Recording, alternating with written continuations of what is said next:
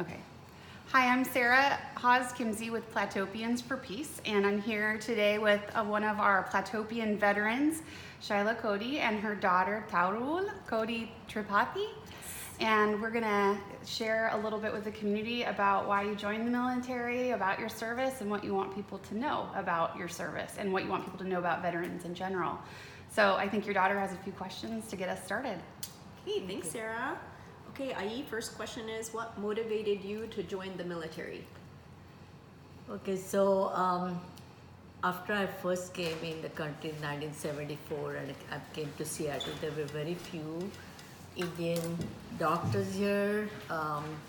So I found that in spite of having good grades in the school and in spite of having good grades for the exams I did here, I could not get into residency program in Seattle. So I had to move away to New York to do my residency. So knowing that, and when I decided, we had a home in Seattle, so when decided we come back here, I didn't want to come back with open hands, and I didn't know how the situation would be for the job for me even after finished residency, because of the very few doctors and foreign graduates who were in Seattle at that time. So that's why when I was doing my second year in residency in New York, I decided to join the Army. So I have a job in hand when I come back and I have to experience something new in my life doing for this country. Wow, thank you so much for that.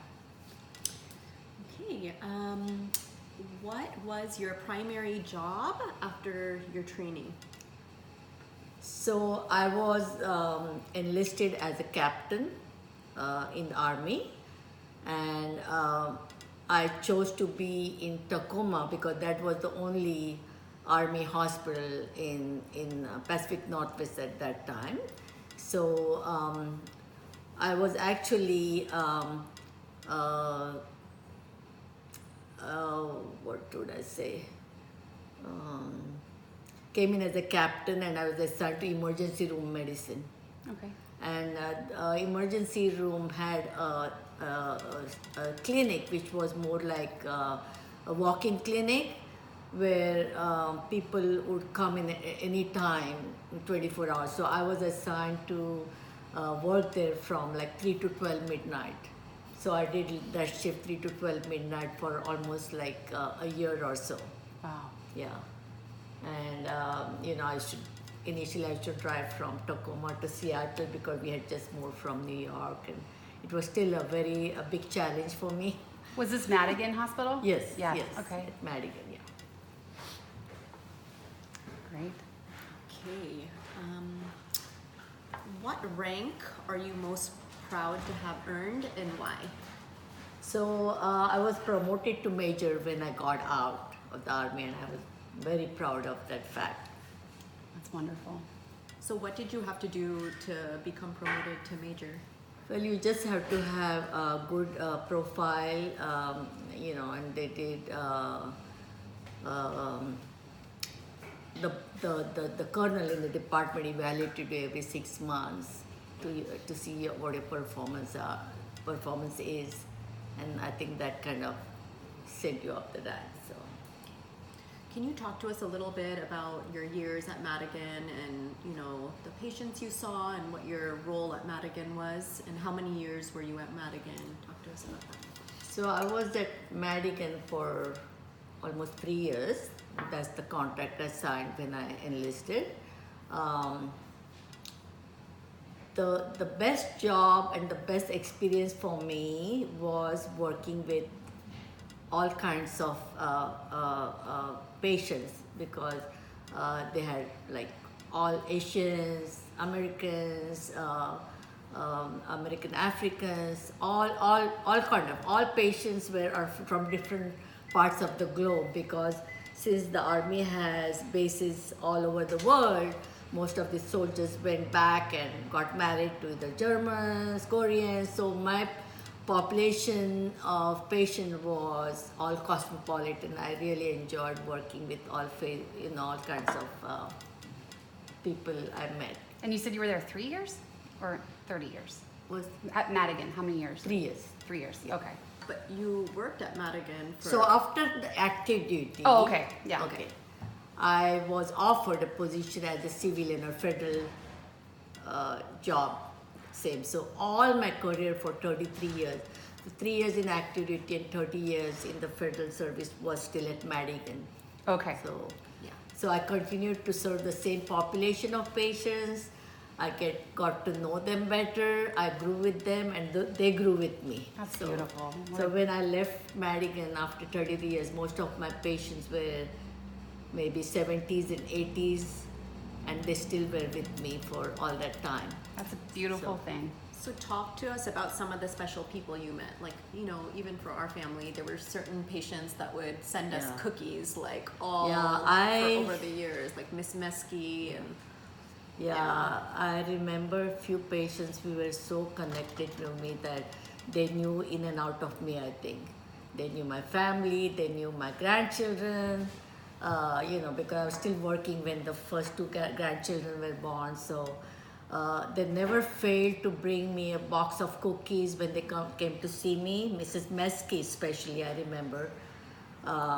She was an old lady, and she would make these packages. One is for Dr. Kode, one is for Dr. Kode's son, one is for Dr. Kode's daughter, and she made these different flavors knowing what they liked. That's a beautiful thing. Yeah. Personalize And then there's that. another one who never failed to bring me almond roca box every year for Christmas because she knew the kids like almond roca. Well, and it's a Tacoma specialty. Yeah. So, you know, and then somebody made bread for me, and, you know, they were always bringing stuff for me. And it was so, you know, it was so heartwarming, you know, that I can tell you. I still miss them, you know, but, and I'm sure they miss me too. So, Yeah. so there was one Mrs. Eisenhower, she was a German lady. Her name was Rennie. She was like my mom. She took care of me so much. Like if it snowed, I went and stayed with her at her home in DuPont. Remember? Yeah. So she had a bedroom open for me and all set up for me in case the weather got bad because I was traveling so much. Yeah. She had always that room for me whenever I needed. That's amazing. Yeah. So she stayed with me. She passed away now, but she was with me until the end of her life, I think. She shared all her life stories with me. I was her support and she was my support. So we both were very connected with each other. Wow. And I'm sure she saw a lot in Yeah. her lifetime. Yeah. Wow. And then the other one I really remember as far as the army, we had a general, his name was Dr. Turner, and he was the commander of the hospital. He was an African American general, but he got to know me so well somehow. Even after I got out of activity and was still at Madigan, I used to walk in the hallway and she was, "Oh, Dr. Kode, so when are you going to have that son?" I didn't have a son that time, you know. So he would like chat with me on personal level, you know, like, and I still remember him.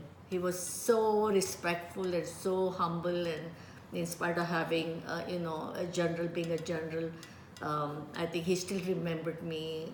Even he would probably remembered me if he saw me now. Sounds And like he was a few great people leader. Do that. Yeah. Very few people do that. Yeah. It's amazing. How did your military experience affect your life today? How did joining the Army shape your life? Oh, I think the first thing I learned a lot of discipline. I learned to be humble with people. I learned to be more communicative because I could I could sit and listen to them, you know, of their life stories. That I think makes you humble, and you feel that your problems are much less severe than what some people go through. Yeah. And at this time, even after retiring, since I've worked with the VA veterans doing their disability exams, I hear so many stories from Afghanistan, from Iraq, what they have seen, what they're going through, that, you know, you just think that your problems are nowhere close to theirs. Yeah. And you really want to help them, you know. It's a lot of perspective. Yeah. Wow. Can you talk to us a little bit about mental health care awareness and how you help people Yeah. with mental health care? So when I was still at Madigan, I did a lot of primary care, but a lot of people came to us with medical issues, but their primary problem was like depression or some stress they are going through their life. And I was fortunate enough to learn their stories and try to help them at a primary care level.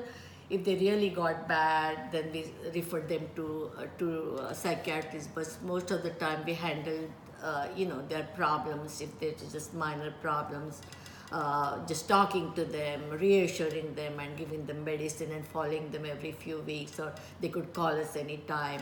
Fortunately, I had a very good nurse. Her name was Carrie, and we made a good team, and she was there for the patients, and she would communicate with me and I would communicate back. So it was a nice team we had.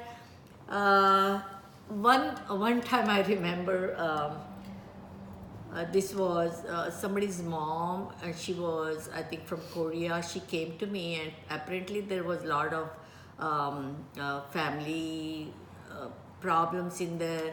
She came with her son, and while I was talking, she tried to grab my neck. And I was like, she was having a lot of mental issues. So I just got up, closed the door, got back, and got help. And this was one of the major things I saw in my life. That was She was having some very sort of traumatic break. thing, Something yeah. was happening.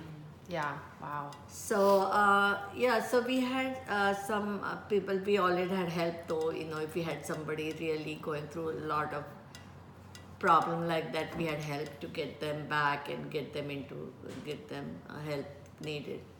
But at the present, I think I see more of mental issues now than I ever saw in 30 years in my primary care, is because I'm working with the veterans right now, and if I see 10 patients in a day, 8 people will have either PTSD, depression, or anxiety. So 80% of your patients. Yes. Right now. Right now. Right now, yeah. But they do have a psychiatrist in the clinic who also sees them and evaluates them. But when I do the primary history, I get to know, what they have gone through, or what their medical problems are a lot of time based on their mental issues more than their physical problems. Wow. Do you have anything you they want? stream from their mental, like somebody's having shoulder pain, headaches. 90% of people have headaches, and they're all due to tension headache because they have seen so much back in Iraq or Afghanistan. And I bet stomach issues too, probably. Irritable bowel syndrome, So all these stem from mental issues, and most of them get help from the VAs, really trying to help them the way they want, and they even have like 800 number now where they could enroll, and after they get out, like if you have served 20 years, then you get to go to VA for all your problems. But if you didn't serve 20 years, like 3 or 4 years, you don't get any benefits after that, right? No matter what you've seen in the field, no matter how you're struggling. So VA is trying to give them, like, they have like a transition program now where we encourage them to enroll in that. So we tell them, if you, after getting out, if you feel lost in the system, please call this number. There's help available for you, So I don't know how the things are going to go after that, but right now it's really, really a sad situation. Young people, 18, they get into army in 18 years old. At 18 years, have not seen the world. They come back with PTSDs, depression. Very sad, very sad. Some of them are already on medications right now, but once they get out, they don't have anybody prescribing the medication. So they're lost in the system. They go and fall in the same, same square they were at. So that's the big issue, I think, right now. So you think one of the big issues right now is just access to care? Yes. What do you want mental care mainly? Yeah. What do you want the greater civilian population to know about the system that our veterans are currently lost in, or what we can do, or what do you foresee for the future of veteran care? What do you think? I think with what has happened in last few years in Iraq and Afghanistan, we are going to see more of these veterans, more with mental issues than any physical issues. And I think the general population should be aware of that and be very supportive. You may not know that other person who is facing is a veteran or is having some mental issues, and you may react differently. But we all need to keep in mind that maybe the other person we are talking to may be having something else going on in his life, right? Yeah, absolutely. So always be supportive and, Compassionate. not compassionate, never react, Yeah. which will make the other person feel worse. So, Okay. yeah. So you have 7 grandbabies? 7th on the way. A 7th on the way. Yes. So what do you want your grandchildren to learn about military service? I think compassion and care, Yeah. that's the most important thing. I think respect, compassion and care. Yeah. Yeah. My Madigan always has a little Lego say compassion with care, always. And would you love it if one of your grandkids wanted to be in the military? Of course, yes, Yeah. of course, really. I would love to. I hope that one of them becomes a doctor and serves in the military just like I did. Yeah. I think there's a treasure of experience I learned which I would not have done outside, I think. Here I didn't have to worry about discrimination. I didn't have to worry about how others are going to treat me, because the respect is what I got, what I deserved, I think, in the military. Because even after this is my experience, and maybe things have changed now, but after serving in the military for 3 years, active duty, I was trying to find a job outside. This was in 80s, Yeah. and I still felt very discriminated then. Yeah. People didn't accept me as a female physician from outside world, from the third country. Yeah. And that's when I was fortunate enough to just get the job in the same hospital where I had served as active duty. I stayed there all my life in spite of commuting. I used to commute 3 hours a day from Bothell to Tacoma to Wow, work. that's a commute. Yes. But I still was happy with my job, and that's why I continued to do that. Yeah. And I'm so happy today that I did that, to be honest with you. I really feel fortunate that I still love Madigan. I would not have retired if not for my grandchildren. I would have still continued to work there, Do you feel like, at like veterans events or anything, people make assumptions about you, that you're not a veteran or that you are, or anything Yeah, a like lot that? of people don't even know that I'm a veteran, I think, In Yeah. my community, my Indian, I'm the only veteran, I think. Yeah. People know of, my close family know that I have worked at active duty. A lot of people don't know, right? Right. I was on I was active duty. telling Sarah a story about how we were at Creekside last year, and there was a section Yes. for Yeah. the veterans to Yeah. sit in. Yeah. And we arrived and we started to sit down, and a man very quickly said, well, this section is reserved for veterans only. And I very quickly said, well, I even take a seat. And I believe that he was caught off guard. Yeah. Especially like Indian female, little female from, like me, who is short and Yeah, nobody believes you. You're not a tall person. You're not a tall person. But then they find out you're a retired major. I know, yeah. Yeah. It's really... So tell me about, so you achieved the role or the rank of major, but tell me about any awards or special recognitions you had. Yes, I did have an award, and actually the biggest award I received was when I retired 5 years ago. It's called Superior Civilian Army Award. It's the highest award for civilians in the Army Hospital. I think it was hanging there. My son took it now. We're trying to, share my mom's awards. I'll make sure to get a picture of it though. Yeah. I'll get a picture of it from somebody. So. That thing downstairs, माझ्या window आहे. Yeah, you can also take a picture of that one. That's Okay. a good I'll picture show of you her. another one which my colleagues, the colleagues I work with in the Army Hospital are still very close to me. We get together once a year and have lunch or dinner, and we are so close knit with each other. That's a beautiful thing. Yeah. Like a Dr. true family. Gudenberger, Fuzzy McPherson, and there's so many. They still are in connection with me. So over your 33 years as a doctor at Madigan, Yeah. did you see the faces of doctors changing to more like diverse faces? Did things change, or were there more Indian women serving? Like, did you feel like there's a gradual shift?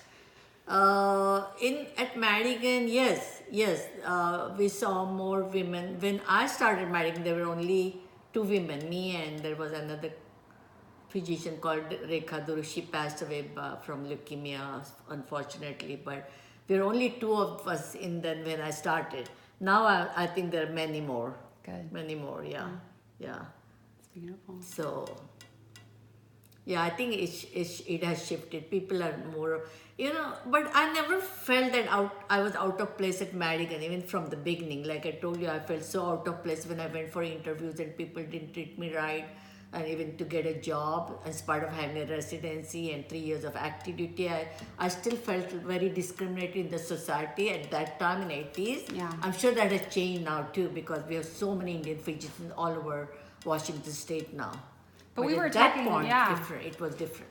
Well, we were talking earlier, you were mentioning that these veterans that are coming to you now because you're doing the disability reports or whatever, right. discharge things, that veterans are having a really hard time with reentry. Yes. Do you want to talk about that a little bit? Like what it's like to come back from being deployed and disability and whatever?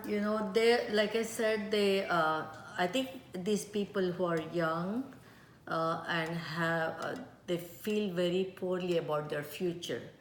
They are given opportunity to go to schools by the government, will pay for their fees, but a lot of them are having mental issues and concentration issues where they can pursue their future education. So I think they feel really lost. I have seen some older veterans who are even homeless. Yeah. And the one question we ask every veteran every day I work is, do you have a place to live? Yeah. And most of them say, oh yes, today I have a place to live, but I don't know about tomorrow. That's so sad. That's very sad. And then what do you tell them? We just have to make a note of it, and the VA will look at all these things, and then I think they pursue help to help them out. Okay. So one of the veterans I saw last week, I think, was homeless for a while, but now he's living in a soldier's home, somewhere in Lacey.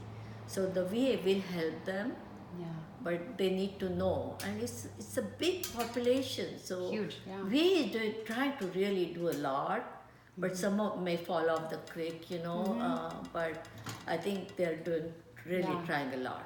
And so I didn't realize there was something called like a soldier's home, but I imagine that's probably a really powerful thing. Yes. Like very I think supportive. It's for people like veterans who don't have any home, who don't have any family. Yeah. They get to stay there, they get their meals, they get a bed to stay, and the VA is trying to help them with their apartments, and stuff like that. And if they're with other soldiers, they automatically have a community that understands them to some extent.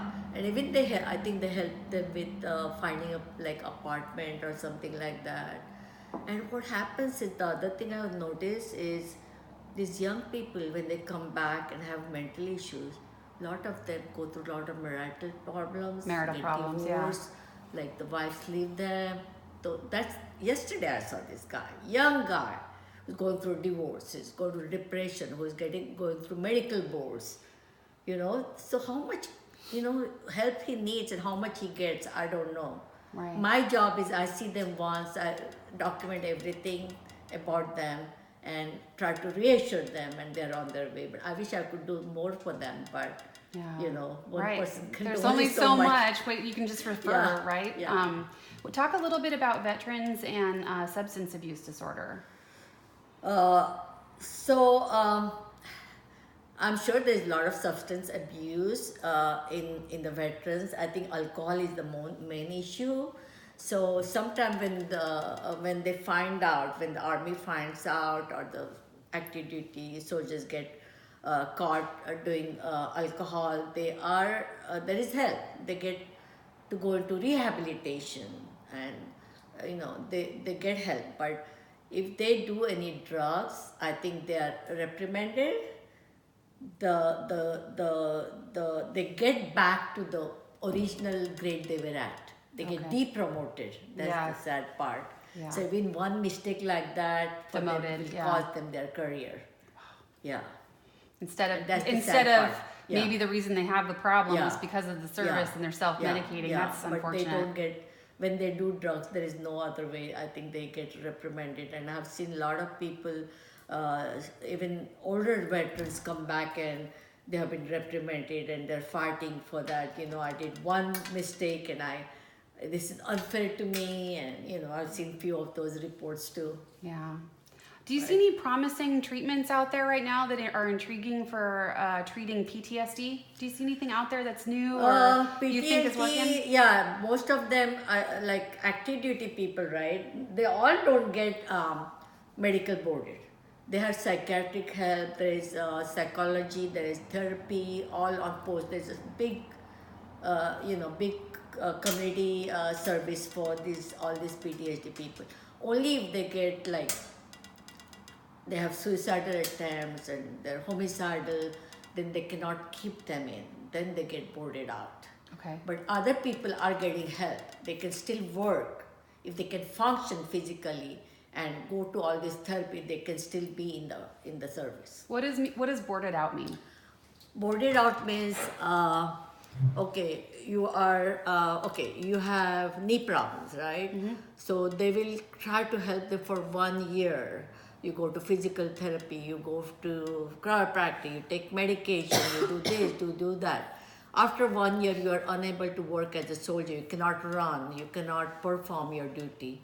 Then there's a medical board set saying, you cannot work as a soldier, you cannot be deployed, so you'll have to get out. Okay. That's what it is. There's a committee of people who decide that. It's not one man decision. It's the orthopedic surgeon. If it's a knee or a shoulder, it will be orthopedic, and then the commander and the veterans commander. So all. So would that be considered like a medical discharge? Yes, medical discharge. Yeah. Yeah. Yeah. Okay. So they will get benefit for that. They get compensation for the injury, but that's not a big one. Yeah. That's not. They still have to figure out how to support themselves out in the world, for sure. So that's not.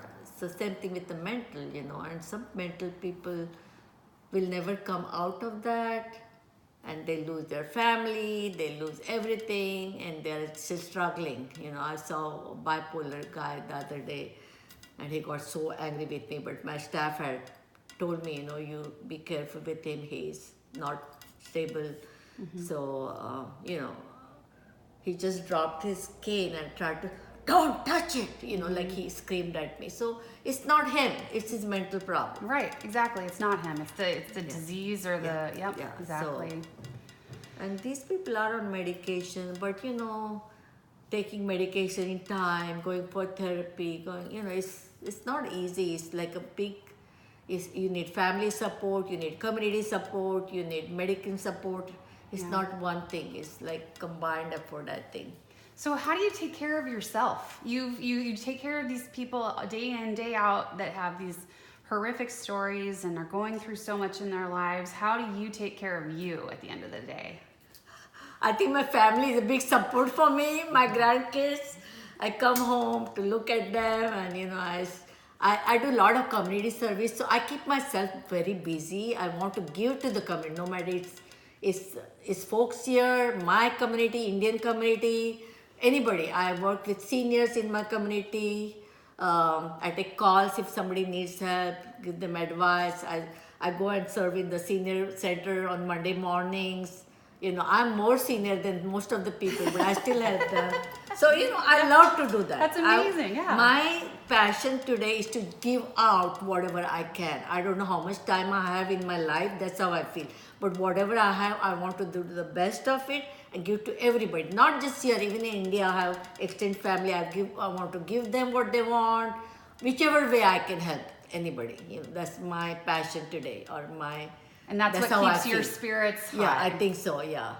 Yeah. Yeah, I feel very peaceful at this time in my life. I went through big trauma, big, you know, challenges. But I think today my life is at peace. I want to give everything peacefully to everybody around me.